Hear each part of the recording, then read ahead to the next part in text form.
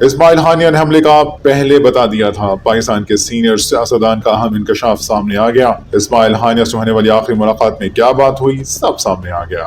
نجی T V channel دنیا news سے گفتگو کرتے ہوئے سابق امیر جماعت اسلامی سراج الحق نے تہران میں اسماعیل ہانیہ کی شہادت پر کہا ہے کہ اس واقعے کی جتنی مذمت کی جائے کم ہے۔ اسماعیل ہانیہ سے گزشتہ مہینوں میں ملاقات ہوئی، وہ ذہنی طور پر ایسے حملے کے لیے تیار تھے۔ انہوں نے گزشتہ دنوں بتایا تھا کہ ہم پر ایسا حملہ ہو سکتا ہے۔ سراج الحق نے کہا کہ یہ صرف ایران کا نہیں، پوری امت کا مسئلہ ہے۔ ایرانی سیکیورٹی پر اٹھائے جانے والے سوالات درست ہیں۔ ترکی، پاکستان، انڈونیشیا، سعودی عرب اور دیگر ممالک اس حملے کا جواب دیں۔ اسماعیل ہانیہ فلسطین کی آزادی کی جدوجہد کا ایک نام ہے۔ ایران کی غیرت اور سیکیورٹی کے لیے یہ حملہ بہت بڑا چیلنج ہے۔ یہ براہ راست ایران کی سالمیت پر حملہ ہے۔ پاکستان اور ترکی کو آگے بڑھ کر اسرائیل کے خلاف بھرپور ایکشن کا اعلان کرنا چاہیے۔ سابق امیر جماعت اسلامی نے کہا کہ حملے کا جواب حملے سے ہی ہونا چاہیے۔ اس حملے پر 100 گنا زیادہ بڑھ کر ایکشن لینا چاہیے۔ اب مشترکہ امن فوج بنانے کی ضرورت ہے۔ اسماعیل ہانیہ نے بتایا کہ ایک شہید ہوگا تو دوسرا تیار ہوگا۔ اب یہ مسئلہ ڈائلاگ کا نہیں ہے، اب ایک ہی حل ہے، اسرائیل مسلمانوں کے علاقے سے نکل جائے۔ اسرائیل نے اعلان کیا تھا کہ اسماعیل ہانیہ کو زندہ نہیں چھوڑیں گے۔ اسماعیل ہانیہ ذہنی طور پر تیار تھے۔ ان کے